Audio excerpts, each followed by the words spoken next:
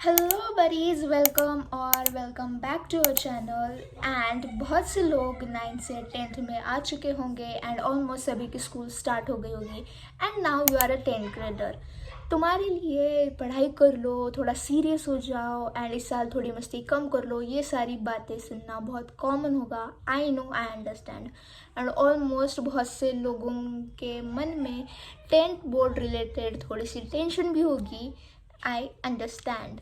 So that's why today I am here to tell you mistakes to avoid as a 10th grader। कौन सी mistake तुम लोगों को avoid करनी चाहिए जिससे ये 10th की जर्नी तुम लोगों के लिए थोड़ी सी ईजी हो जाएगी।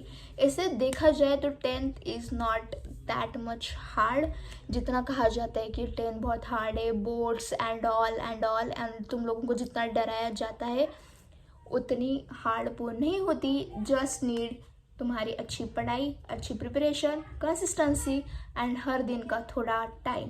That's all and you will be able to score 90 above आराम से। तुम्हारी जो भी स्कोर होगा, जो भी एम होगा, यू कैन अचीव इट आराम से।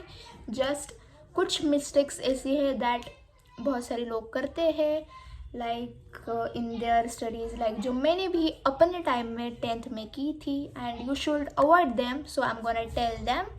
So yeah, without further ado, let's get into the video. So mistake number 1, starting से स्टार्ट ना करना। बहुत से टाइम में हो जाता है कि वी बी लाइक नहीं यार, अभी ये लास्ट ईयर है स्कूल का, सो थोड़ा सा इंजॉय कर लेते हैं, अगले मंथ से स्टार्ट करते हैं। हम स्टार्टिंग का एक मंथ थोड़ा सा प्रोक्रेस्टिनेट करने में, थोड़ा सा चिल विल होने में ही निकाल देते हैं। ये एक चीज़ करते हैं, वी शुड अवॉइड दैट। या फिर एक तो होता है वी डोंट बी कंसिस्टेंट, या फिर बहुत टाइम ऐसे हो जाता है दैट वी बिकम लाइक यार 10th शुरू हो गई है, now I will study very hard. हम स्टार्टिंग में शेड्यूल बना लेते हैं, 5 बजे उठूंगा, 4 बजे आज से उठूंगा एंड इतनी इतनी पढ़ाई करूंगा, 6 घंटे 8 घंटे। And what happens, you follow the schedule एक वीक के लिए, शायद 2 वीक के लिए, बट बाद में you just drop it and you don't be consistent. So instead of being like that, you should just decide कि हाँ भाई बस 2 घंटे ही सही, but I will study daily.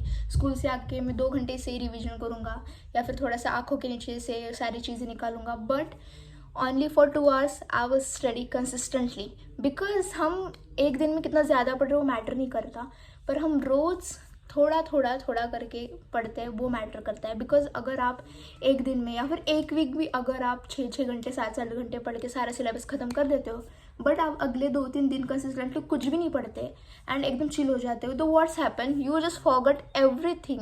वो 6 घंटे की पढ़ाई जस्ट पानी में चली जाती है and doesn't happen anything. So what you have to do, just study for 2 hours but daily. ये सब चीज़ें करने से things will get a lot easier.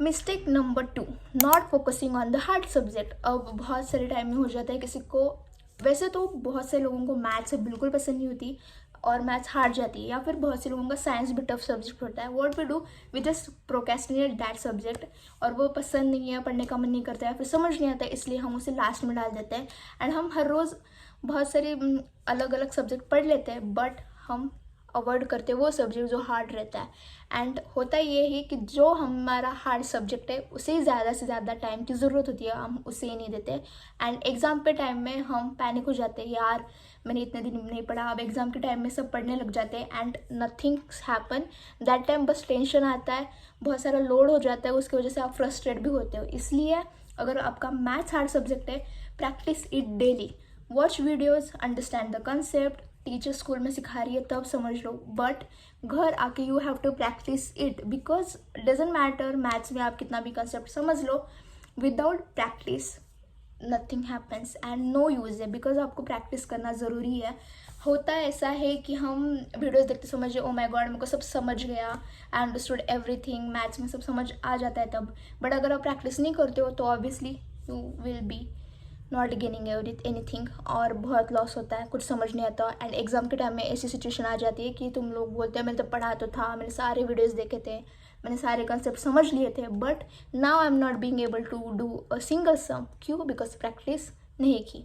So practice is important. And science में भी ऐसे होता है, समझ नहीं लेते कंसेप्ट, बस रट्टा मारते, लर्न करते तो भूल जाते हैं। Understand the concept, understand it everything, आराम से सब पढ़ो, देखो, समझो, because if you will understand the concept, even तो आपने यहाँ से लर्न नहीं किया है, you can write it by your own, because आपको कंसेप्ट पता है, उसके रिलेटेड क्वेश्चन आने पे आप बना सकते हो, क्वेश्चन लिख सकते हो. So just understand the concept instead of just copy pasting everything. सारा रट्टा मार के कुछ भी नहीं होगा.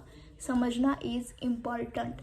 थर्ड आता है not understanding the concept. Same thing अभी मैंने बताया कि आपको हर सारी चीज़ें समझ लेनी चाहिए इंस्टेड ऑफ रट्टा मारने के. बिकॉज आप रट्टा, कुछ लोग होते हैं रट्टा मारने में जिनको बहुत जल्दी याद भी हो जाती है चीज़ें, but there are lot of students जिन्हें याद नहीं रहती चीज़ें. So better to understand the things and then translate in our own language. अपने हिसाब से आंसर्स लिखना and all.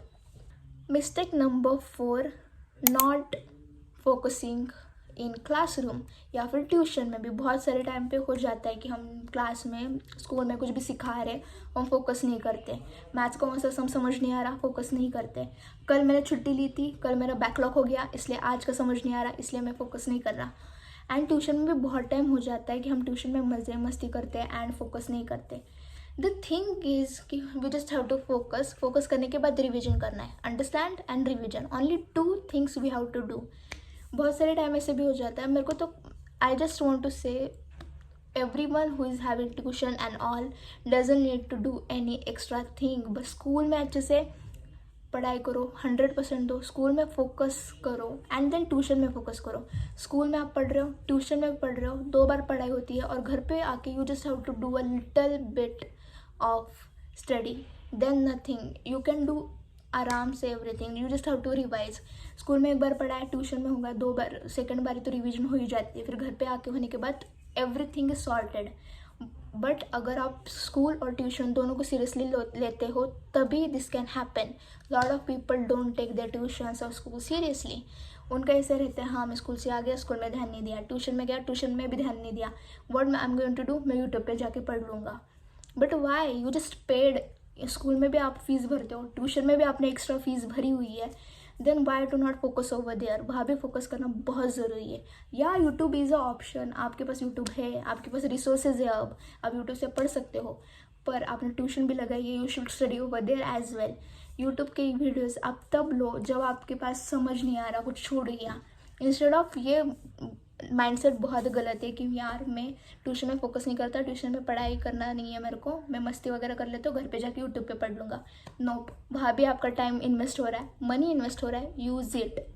Then 5th is not solving PYQs. पढ़ाई कर लेते हो, सब कर लेते हो, वेल PYQs तो बाद में की बात आती है, पर जितने ज़्यादा क्वेश्चन पेपर आप सॉल्व करोगे उतना ज़्यादा अच्छा होता है. So solve PYQs as much as you can.